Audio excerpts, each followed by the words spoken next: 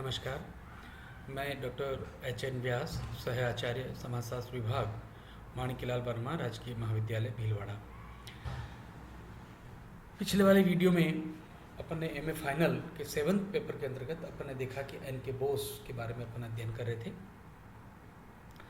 और जैसा कि स्पष्ट है कि बोस ने मार्क्स के आर्थिक निर्धारणवाद को स्वीकार नहीं किया है। इस संबंध में उन्होंने कहा कि मानवीय व्यवहार अत्यधिक स्वेच्छाचारी, व्यक्तिवादी और उद्देश्यपरक होता है। फिर भी जाति व्यवस्था के अपने अध्ययन में बोस ने मार्क्स के उत्पादन के सामाजिक संगठन के विचार को अवश्य स्वीकार किया है। जैसा कि ऊपर लिखा गया है कि बोस मेलिनोव्स्की के प्रकार्यवाद से भी प्रभावित थे, किंतु उन्होंने प्रकार्यवादियों की इतिहासवादी व्याख्या के प्रति अरुचि, अपनी असहमति प्रकट की और कहा है कि प्रकार्यवाद का मुख्य कार्य सांस्कृतिक परिवर्तन की प्रक्रिया का अध्ययन करना है। एन के बोस की अपनी पुस्तक सांस्कृतिक मानवशास्त्र 1929 में संस्कृति की प्रकृति को परिभाषित करते हुए उन्होंने लिखा है कि संस्कृति एक ऐसी अनुकूल क्षम्य युक्ति है जो संस्कृति की आत्मा के द्वारा संगठित होती है। बोस के अनुसार संस्कृति के बाह्य भौतिक ढांचे के नीचे विश्वास और भावनाओं का ऐसा पुंज होता है जो संस्कृति की बाह्य अभिव्यक्ति को निर्धारण करता है। ऐसे विश्वास, भावनाएं और विचार जीवन दर्शन से उत्पन्न होते हैं और वे एक युग विशेष की जरूरतों और आकांक्षाओं से नियंत्रित होते हैं। ऐतिहासिक विकास के कारण कई नई नई समस्याएं उत्पन्न होती हैं। यदि किसी युग की सांस्कृतिक विरासत इन समस्याओं का समाधान नहीं कर पाती है, तब इनमें उन लोगों के द्वारा परिवर्तन कर दिया जाता है जो इन समस्याओं से ग्रसित होते हैं। अतः संस्कृति में सतत रूप से एक अस्थायी संतुलन बना रहता है। बोस ने संस्कृतियों की विश्लेषण और वर्गीकरण में हिंदू ग्रंथों की कोटियों जैसे सतोगुण, रजोगुण, तमोगुण, है ना, ये एक व्यक्ति के गुण होते हैं। सतोगुण अर्थात ब्राह्मण का, रजोगुण क्षत्रिय का और तमोगुण हमारा वैश्य का, तथा धर्म, अर्थ, काम, मोक्ष के प्रयोग का सुझाव दिया है। बोस के अनुसार किसी भी संस्कृति में व्यवहार के 4 वर्ग देखे जा सकते हैं। पहला वस्तु अर्थात भौतिक पदार्थ, क्रिया आदतन क्रिया, सहमति सामाजिक समूह और 4th तत्व ज्ञान। ज्ञान को पुनः 2 भागों में विभाजित किया जा सकता है। पहला विचारमुखी ज्ञान, प्रयोग और आलोचना पर आधारित ज्ञान, और दूसरा विश्वासमुखी ज्ञान, आस्था पर आधारित ज्ञान। बोस ने अपने अध्ययनों में इन्हीं ग्रंथिक कोटियों का प्रयोग किया है, किंतु बोस ने उन लोगों वेबर की तीखी आलोचना की जिन्होंने इन कोटियों का प्रयोग अपने विश्लेषण के बिना सोचे समझे और बिना उनके ऐतिहासिक और सामाजिक संदर्भ को ध्यान में रखते हुए किया है। बोस ने मुख्यतः भारतीय सभ्यता और संस्कृति की संरचना पर कार्य कर इसकी परिवर्तनशील प्रकृति को उजागर किया है। इस क्षेत्र में संभवतः उनका सर्वाधिक योगदान उनकी बांग्ला भाषा में लिखी पुस्तक हिंदू समाजेर गदन 1949 कही जा सकती है। यह पुस्तक उनके उन व्याख्यानों की उपज है जो उन्होंने ब्रिटिश काल में एक राजनीतिक बंदी के रूप में जेल में ही अपने साथी बंदियों को हिंदू समाज पर दिए थे। इस पुस्तक में बोस ने भारतीय सामाजिक संरचना और सामाजिक प्रक्रियाओं के कई भिन्न आयामों तथा ग्रामीण समुदायों की आत्मनिर्भरता का दोहरा चरित्र तथा राजशाही के साथ उनके संबंध, जनजाति परिक्षेत्र तथा उनका विलय, तीज त्योहार, तीर्थ स्थान, प्राचीन ग्रंथों में पवित्रता तथा लौकिक जीवन संबंधी मापदंड, इस्लाम की प्रतिक्रिया स्वरूप उत्पन्न मध्यकाल में सामाजिक आंदोलन, ब्रिटिश शासन का प्रभाव तथा भारतीय समाज की उभरती हुई नवीन प्रवृत्तियाँ, जाति समाज के संदर्भ में भारत की अर्थव्यवस्था, जैसे नाना विषयों का गूढ़ विश्लेषण किया है। इन सभी विषयों का मुख्य केंद्र भारतीय इतिहास के विभिन्न कालों में वर्ण, जाति व्यवस्था की स्थिति का चित्रण रहा है। भारतीय सभ्यता के लंबे इतिहास की खोजबीन करते हुए बोस के ने निष्कर्ष से यह प्रतिपादित किया है कि भारत में कई स्तरों पर भिन्नता होती हुई भी इसमें एकता के मूल तत्व मौजूद होते हैं। अपने इस विचार की पुष्टि के लिए उन्होंने भारत की जाति व्यवस्था, धर्म, संपत्ति आदि विषयों का बड़ा सूक्ष्म विवेचन किया है। उन्होंने लिखा है कि यद्यपि भारत के निवासियों में धर्म, भाषा, समुदाय, प्रजाति, क्षेत्र, व्यवसाय और भौतिक संपदा के आधार पर भारी भिन्नता विद्यमान है, तथापि इनमें कई लक्षण, कैरेक्टरिस्टिक्स, प्रथाएं, परंपराएं तथा विश्वास आदि जुड़ी हुई है, साझा है, जो पीढ़ी से दूसरी पीढ़ी को हस्तांतरित होती रहती है। समाज के नानाविध समूह भारतीय यजमानी व्यवस्था से एक दूसरे से जुड़े हुए हैं, जिसमें प्रत्येक जाति समूह अपने अनुमानसिक पद और व्यवसाय के आधार पर दूसरे जाति समूह को अपनी सेवाएं देता है।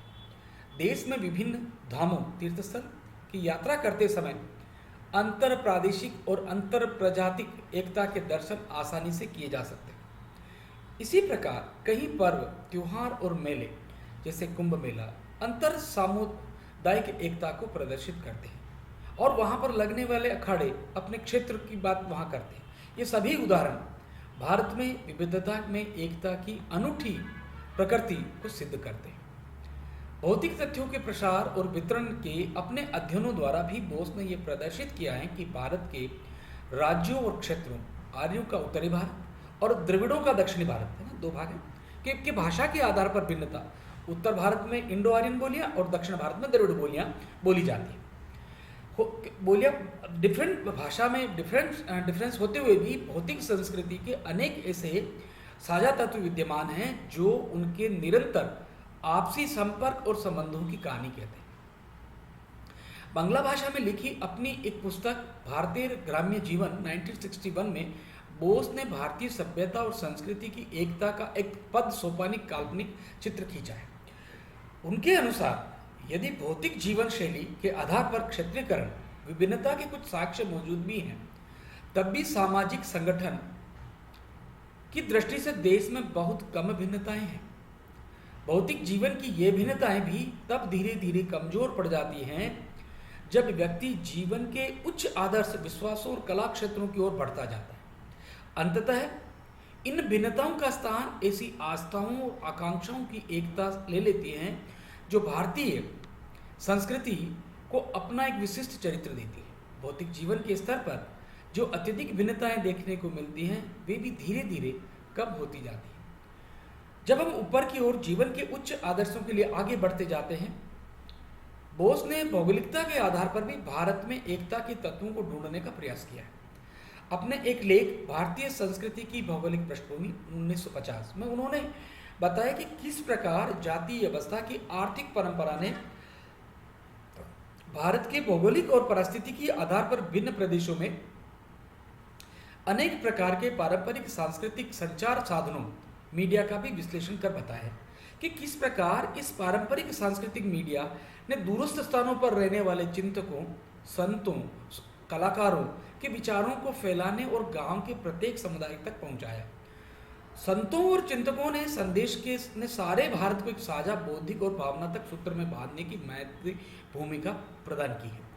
बोस ने अपने एक व्याख्यान में भारतीय और यूरोप की संस्कृतियों की तुलना करते हुए दोनों की प्रकृति में भारी अंतर बताया। जहां यूरोप की संस्कृति की जड़ें बारंबार हुए युद्धों के अनुभव में गड़ी हैं, जिससे वहाँ राष्ट्रवाद की भावना को जन्म दिया है, वहाँ भारत की संस्कृति ने सांस्कृतिक बहुलवाद के एक विशिष्ट प्रतिमान को विकसित किया है, जिसका जन्म अपेक्षाकृत शांतिमय दशाओं और भौगोलिक रूप से चारों ओर से बंधी हुई सीमाओं में हुआ है।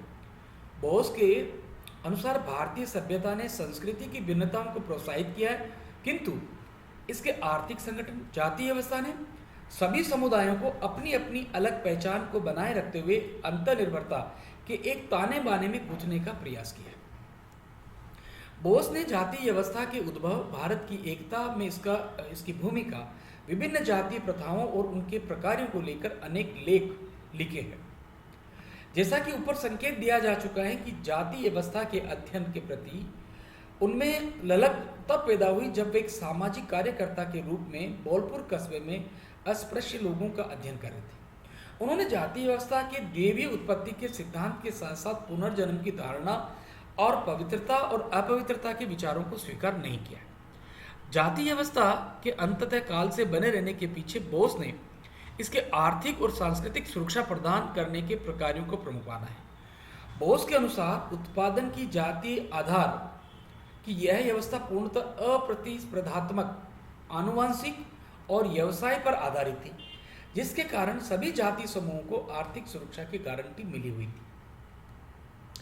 जाति व्यवस्था का मार्क्सवादी विश्लेषण करते हुए बोस ने स्पष्ट रूप से लिखा है कि यह एक ऐसा उत्पादन संगठन है जिसमें प्रतिस्पर्धा को कोई स्थान नहीं है। यह कृषकों, कारीगरों और यहाँ तक कि सैनिकों का एक ऐसा आनुवंशिक व्यावसायिक संघ गिल्ड है जो एकाधिकार की भावना पर आधारित होता है। इस प्रकार के प्रत्येक संघ को अपने व्यावसायिक धर्म के पालन करने के लिए प्रेरित और प्रोत्साहित किया जाता है, ताकि प्रत्येक संघ की एक दूसरे के प्रति पूरक धर्म की सेवाओं द्वारा व्यक्त की गई जिंदगी चलती रहे। सेवाओं द्वारा व्यक्ति की जिंदगी चलती रहे। व्यावसायिक जाति धर्म का पालन न करने पर व्यक्ति को प्रायश्चित करना पड़ता है। इस प्रकार के जाति समूह दूर दूर तक छितरे हुए छोटे छोटे गांवों में विद्यमान थे। ये समूह अंतर प्रजातिक सांस्कृतिक सहिष्णुता के सामान्य नियमों पर नियंत्रित होते थे। बोस ने गांव आधारित इन जाति समूह का विश्लेषण पारिस्थितिकी और जनानिकी के आधार पर भी किया है। इन समूहों के उद्भव के लिए पारिस्थितिकी और जनानिकी जैसे कारकों को महत्वपूर्ण माना है। जाति का गहन विश्लेषण करते हुए बोस ने लिखा है कि सामान्यतः जाति की कठोर शब्दों में आलोचना कर इसकी घोर निंदा की जाती, किंतु बोस का मत है कि वास्तव में इस संस्था की कभी ठीक ढंग से व्याख्या नहीं की गई। बोस प्रश्न करते हैं कि यदि इस संस्था में कमियां ही कमियां थी, तब फिर यह संस्था रूढ़िवाद के खिलाफ हुए अनेक आंदोलनों के बावजूद भी पिछले हजारों सालों से अभी तक क्यों जीवित रही। वास्तव में जाति व्यवस्था की आर्थिक उपसंरचना, इसके आर्थिक प्रकार्य पर कभी समुचित रूप में ध्यान नहीं दिया गया, जिसने इस संस्था को स्थायित्व विशेषतः उन दुर्दिनों में प्रदान किया जब संपूर्ण देश राजनीतिक आक्रमणों से जूझ रहा था। जाति का आर्थिक संगठन दो प्रमुख तत्वों पर आधारित है। प्रथम, जातीय उत्पादन की एक ऐसी विधि है जिसमें प्रतिस्पर्धा का तत्व नहीं होता है। यह आनुवांशिक एकाधिकारवादी शिल्पी संघों पर आधारित होती है और प्रत्येक जाति से यह आशा की जाती है कि वह अपने प्रदत्त व्यवसाय में कोई फेरबदल नहीं करे। कठिन परिस्थितियों में आपद धर्म का पालन करते हुए रोजी रोटी के लिए हमने व्यवसाय परिवर्तन करने की छूट दी गई।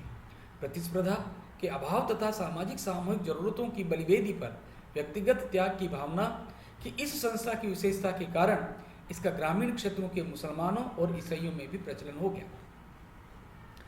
सेकंड, इस संस्था के उत्पादन आधारित अपने सामाजिक संगठन की एकता और समानता के कारण सारे भारत में विभिन्न भागों को एक सूत्र में बांधे रखने में महती भूमिका अदा की।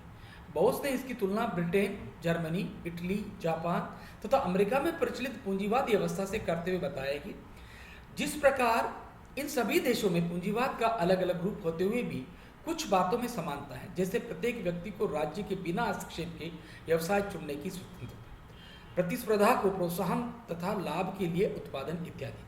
उसी प्रकार संपूर्ण भारत के अलग अलग भागों में जाति के रूप में अंतर होते हुए भी उसके मौलिक तत्वों और मूलाधारों में समानता देखी जा सकती है। इसी प्रकार संपत्ति संबंधी धारणाओं में थोड़ा बहुत अंतर होते हुए भी संपूर्ण हिंदू भारत में मिताक्षर अथवा दायभाग का उत्तराधिकार का नियम प्रचलित रहा है। अतः जाति के साथ साथ संपत्ति संबंधी उपरोक्त विचारों की समानता ने भी भारतीय सभ्यता में एकता स्थापित करने की बड़ी मदद की है।